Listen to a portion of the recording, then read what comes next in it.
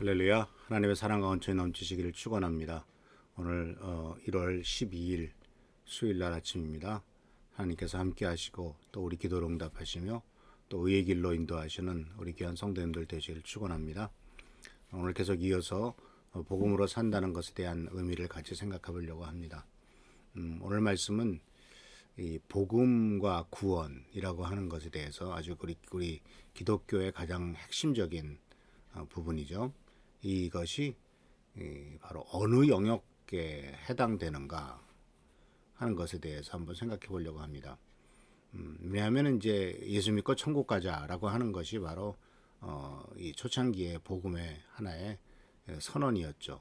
그래서 예수 믿으면 구원받는다라고 하는 것은 죄에서 구원을 받고 그 다음에 죽은 다음에 천국에 간다 이런 의미로서 이렇게 우리가 깨달았었는데, 근데 이 복음이 꼭 그 구원이 사후 천국 죽은 다음에의 그 보장을 의미하는 것인가 하는 것과 또 현재적인 어떤 의미가 있느냐 하는 것을 우리가 한번 생각해 보려고 합니다.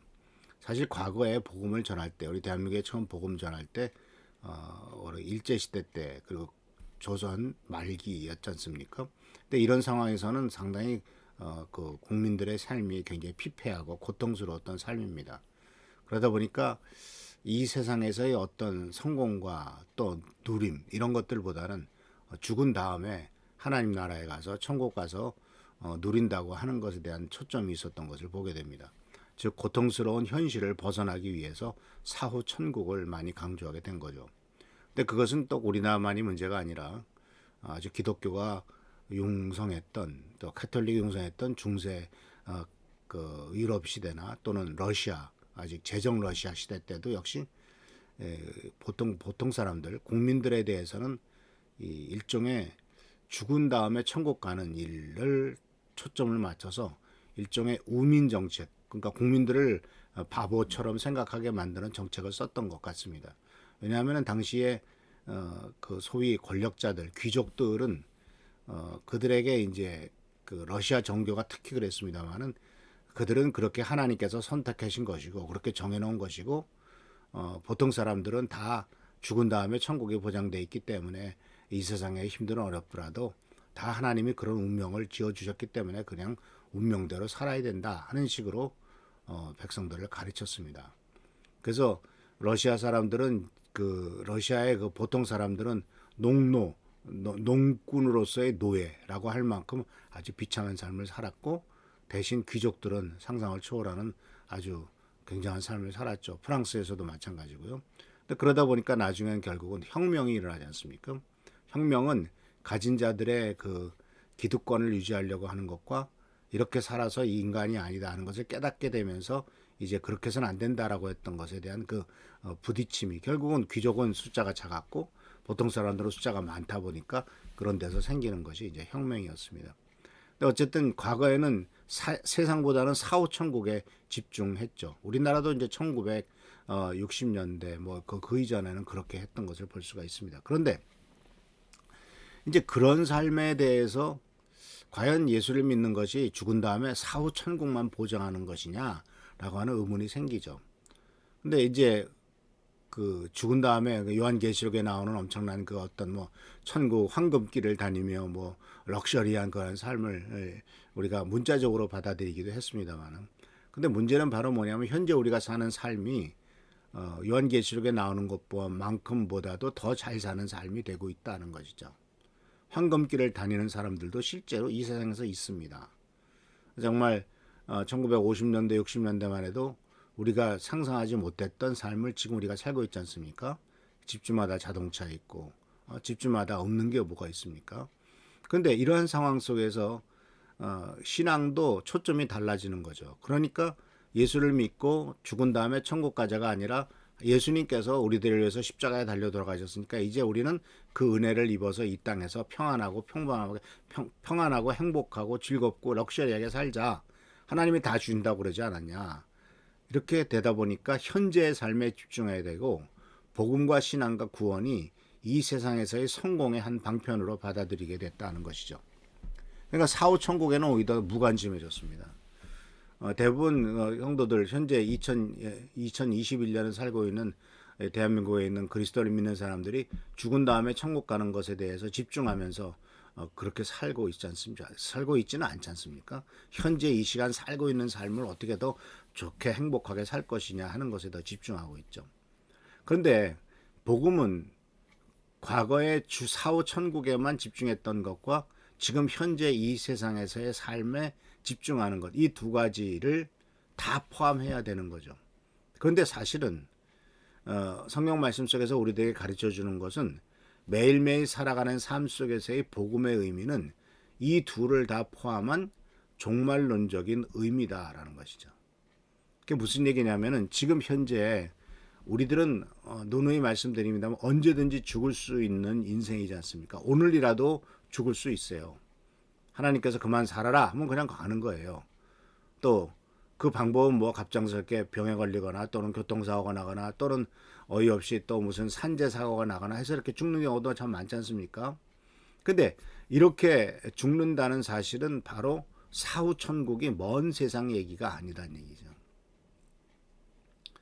그래서 사도 바울은 이와 같이 종말론적인 신앙, 그러니까 이 세상에서 사는 동안에도 하나님의 은혜와 축복 가운데 누리고 있지만 이것은 어느 순간에 갑자기 끝날 수 있다라고 생각하면서 그 미래를 대비하는 삶이죠. 그러니까 이것을 사도 바울은 뭐라고 말하냐면 그것을 이제 중요한 그 종말론적인 삶을 순교의 의미로 말했습니다. 즉 나는 매일 죽노라라는 말을 썼어요. 나는 매일 죽노라. 왜냐하면은 계속 내 속에 있는 욕심과 내 속에 있는 인간적인 어떤 욕구를 따라 살게 된다면 결국은 하나님을 믿는 믿음을 배반하고 또 하나님에 대한 믿음을 가지다 할지라도 그 부분에서 그냥 나에게 축복되는 부분만 받아들이면서 죽은 다음에 하나님 앞에 가서 나의 인생을 정리하면서 하나님 앞에 심판을 받을 것이다 라고 하는 생각보다는 이 세상에서 하나님이 주신 축복을 누리면서 살아가자 하는 쪽에만 집중하게 되기 때문에 사도 바울은 매일 죽는다라는 표현을 통해서 우리가 어떻게 하루하루를 살아가야 될 것인가를 가르쳐주고 있는 것이죠. 그래서 올바른 태도는 하나님의 은혜로 이 세상을 살아가지만 하나님의 축복으로 이 세상에서 누리고 축복받고 살아가지만 이 세상은 영원하지 않음을 분명히 알고 항상 염두에 두고 살아가는 겁니다. 이것이 바로 올바른 태도죠. 근데 대부분의 삶은 이제 예수를 믿는 사람으로서의 이런 두 가지 분야에 대한 얘기를 말씀드렸습니다만은 많은 예수를 믿지 않는 사람들은 디모데후서 3장 1절에서부터 5절에 나오는 것을 통해서 복음으로 살지 않는 삶에 대한 이야기를 이렇게 얘기합니다. 그대로는 이것을 알아두십시오. 말세에 어려운 때가 올 것입니다. 사람들은 자기를 사랑하며 돈을 사랑하며 뽐내며 교만하며 하나님을 모독하며 부모에게 순종하지 아니하며 감사할 줄 모르며 불경스러우며 무정하며 원한을 풀지 아니하며 비방하며 절제가 없으며 난폭하며 선을 좋아하지 아니하며 배신하며 무모하며 자만하며 하나님보다 쾌락을 더 사랑하며 겉으로는 경건하게 보이나 경건함의 능력은 부인하는 것입니다. 그대는 이런 사람들을 멀리 하십시오. 사실 디모데가 그 크레타 섬에서 목회를 하고 있었거든요. 목회자예요. 사도 바울의 영적인 아들인 디모데가.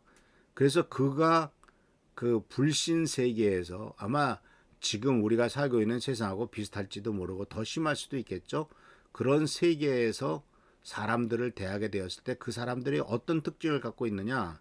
그래서 사도 바울은 그것을 말세라고 표현을 했고 또한 어려운 때라고 표현을 했습니다.